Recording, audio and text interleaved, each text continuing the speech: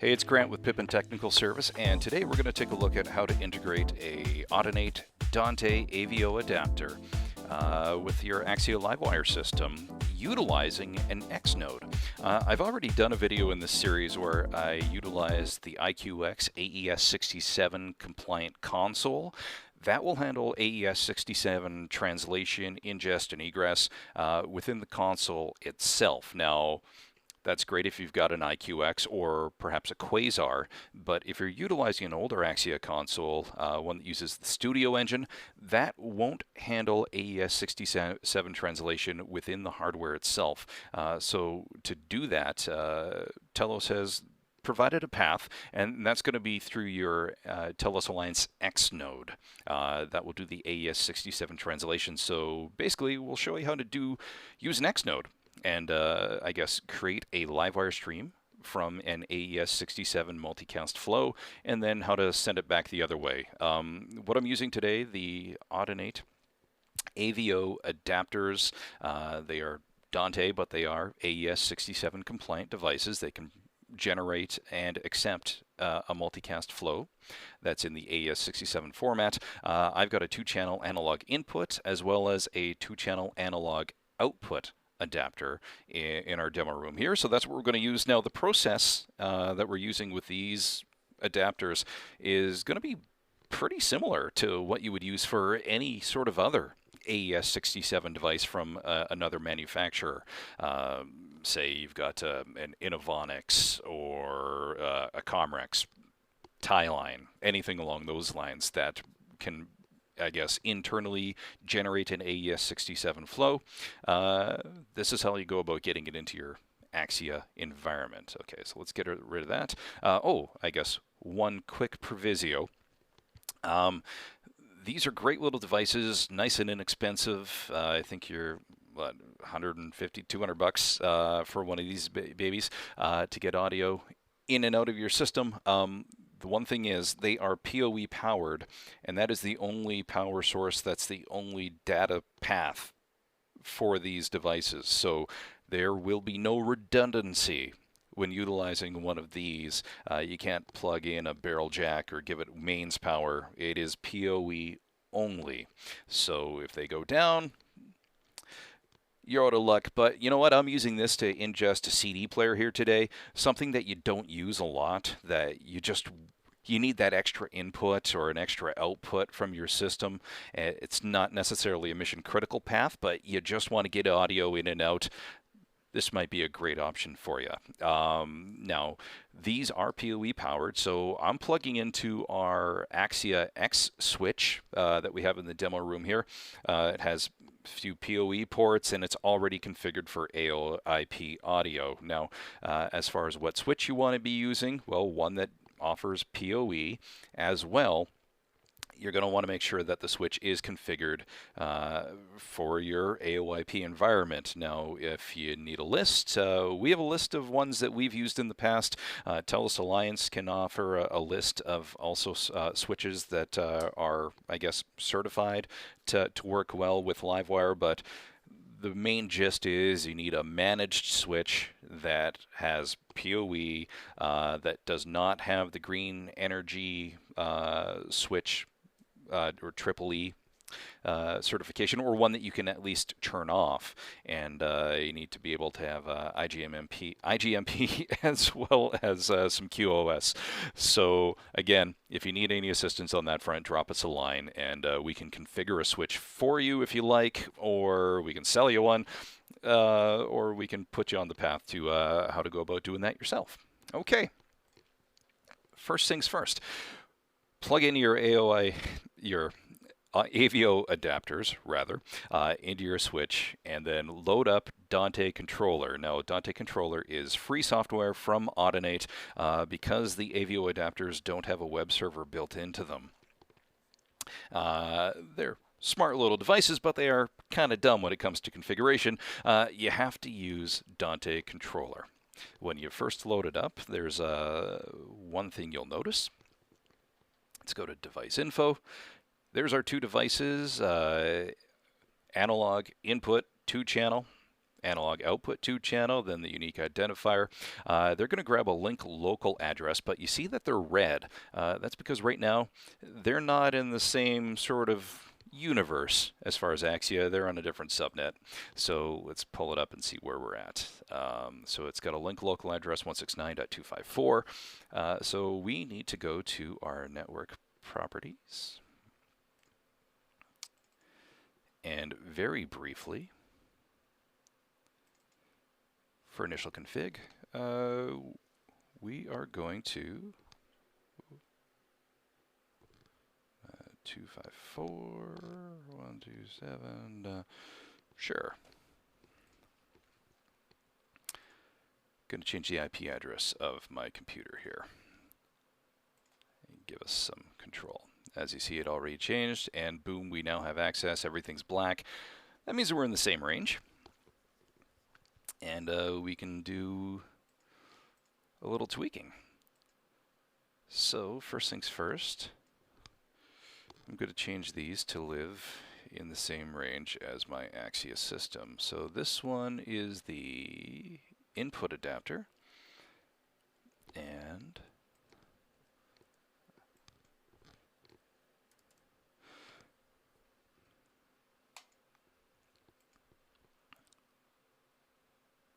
just make the change.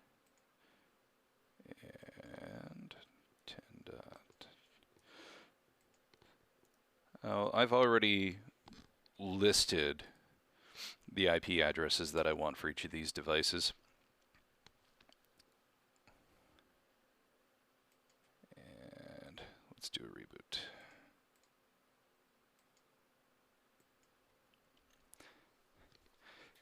And as far as your network topology, yeah, it doesn't hurt to, have a chart, plot out where you want each of your devices to be living, what the IP address for each of your devices will be, and keep track of that.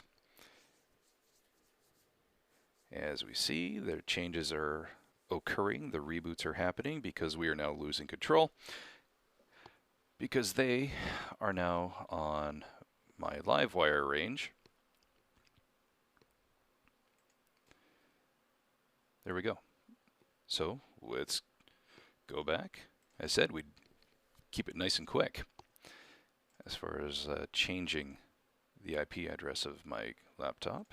So we will get this back to where it was living. 10.216. 10.100 was my laptop. Okay. Close. And that should be the last time I have to do that.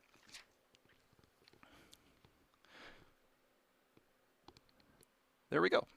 So we're now back to where I want to be as far as my IP address for the computer. And I do have these appearing in black, which means they are accessible, and I should be able to start making the configurations that I need to. One thing you'll notice right now, Grandmaster Clock has captured one of the devices. They just kind of grab whichever one. I'm not really sure why they grab which one, but the AVIO adapters can provide their own PTP clock for other AVIO adapters. They can also provide PTP clock for your entire audio network if you want. They are a very low priority though. So as soon as you put in something that generates a higher PTP clock, they should slave to that master. And again, they'll provide clock if they need it.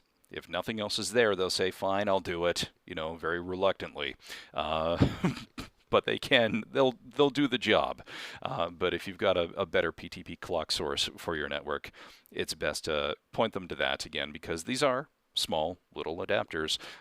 If you're in a bigger network, yeah, it's better that they slave and let the big expensive box be the boss.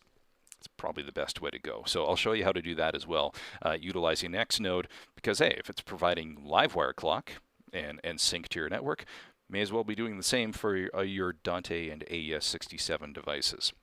Okay, so let's do a little more damage in here. First things first, we need to enable AES67 mode. and do a quick reboot. And while that's doing that, let's do that for the other device as well. And reboot.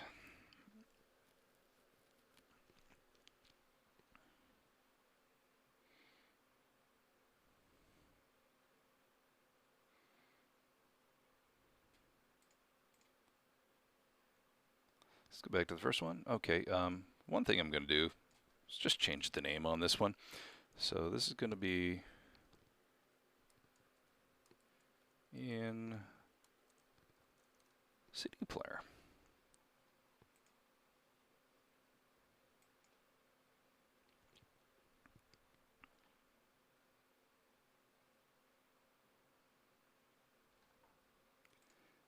And do the same on this one. AVIO, 2-channel, out, speaker.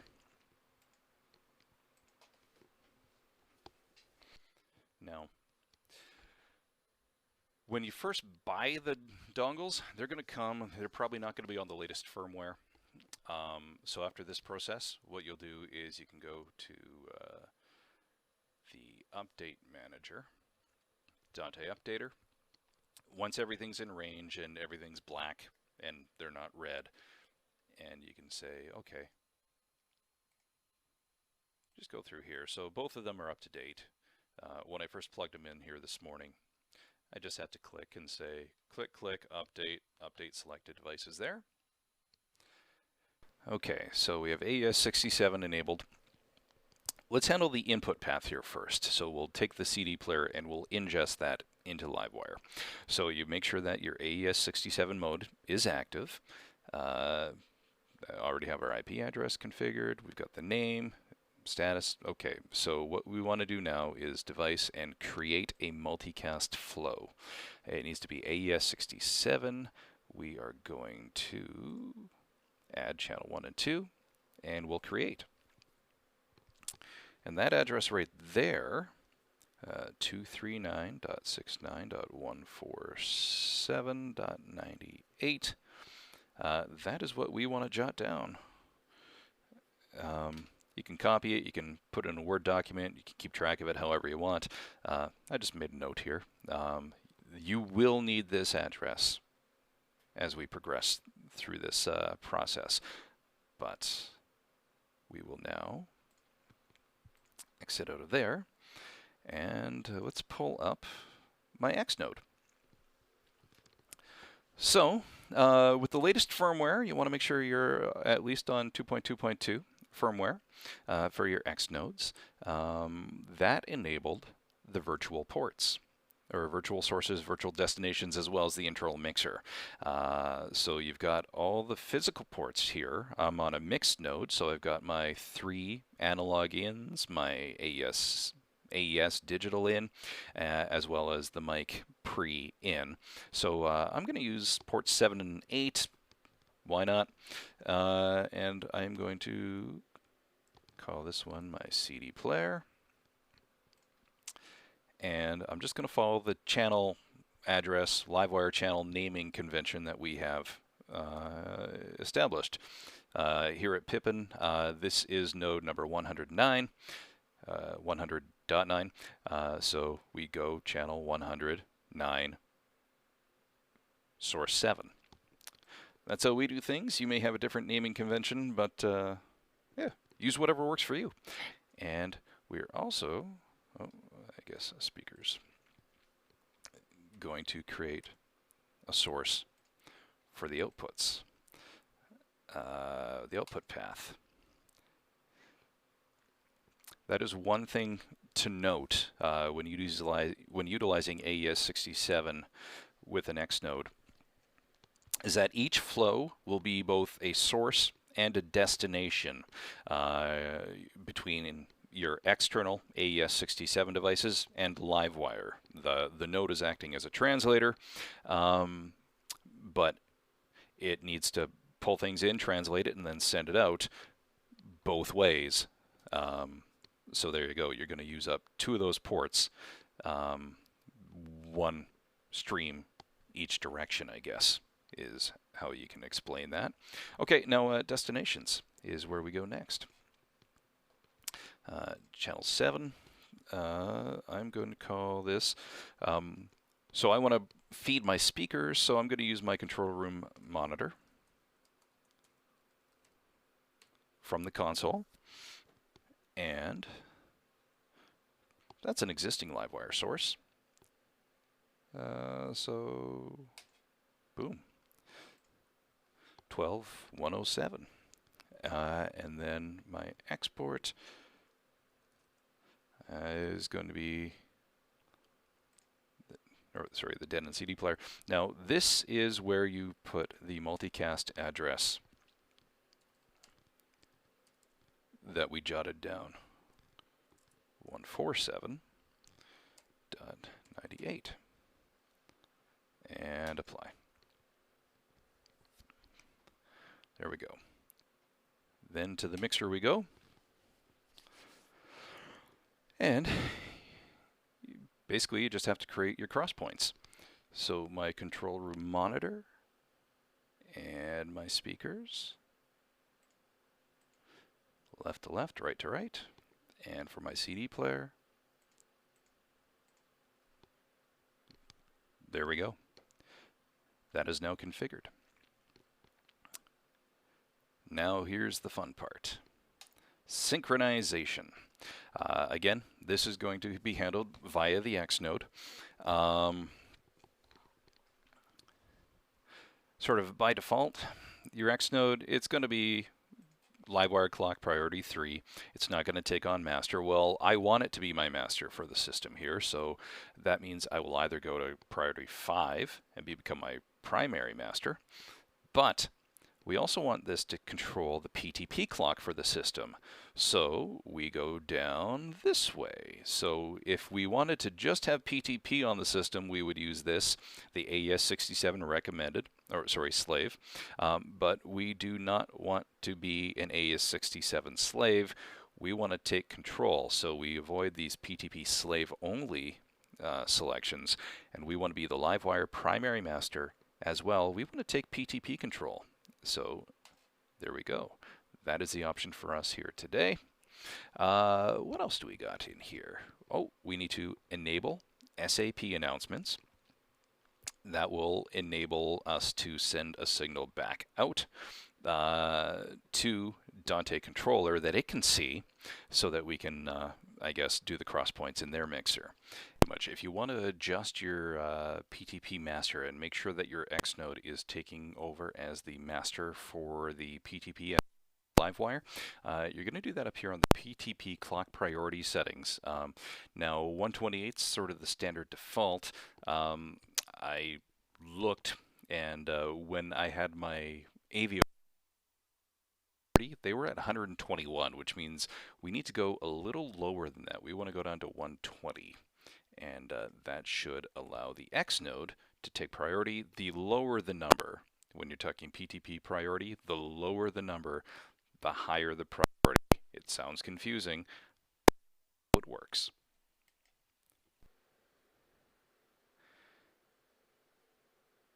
Okay, now we go back to Dante controller, and there we go. The speakers are there. So we set up the cross points, left to left, right to right. And let's just do one quick check here. Going to go to my CD player that's doing the input, and we're green, so signal is being pushed through because I just hit play on my CD player. That is now going. You'll notice up here the Grandmaster clock is now pointing to an unknown device. If you hold your mouse over there, it'll give you the MAC address, and 0050C 1DF1. Just check the bottom of my xNode, and yeah, the Grandmaster clock is now defaulting to the xNode to provide clock for the system. So I have audio going in. I verified I have signal showing up on the AVIO adapter. So now let's just go to my console and let's set it up as a source.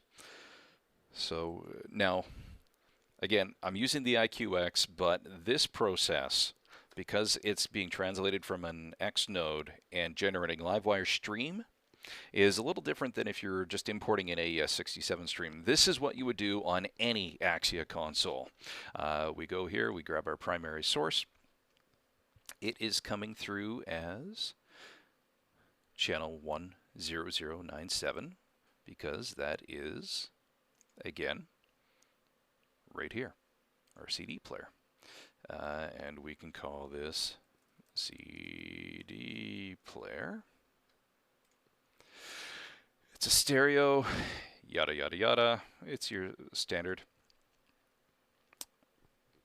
Livewire input. Okay, now I can roll over to my console, select CD player, channel on,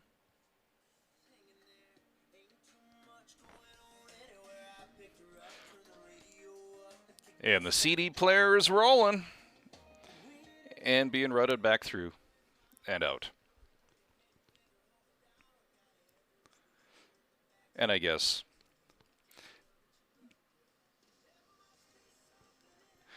this is where we got the controller monitor Livewire channel 12107 that I used as my destination there. Just so you know. And again, that doesn't have to be coming from an IQX. That same channel number, Livewire channel number, would be what happens with any console. There you go.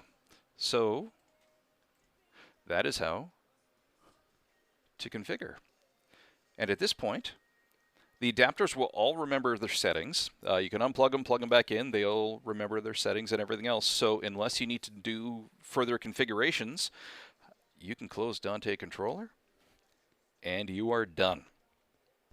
Questions, comments, anything along those lines, you can always drop us a line. We're on social media, Facebook, Twitter, and LinkedIn at Pippin Technical, or you can head to our website at pippintech.com.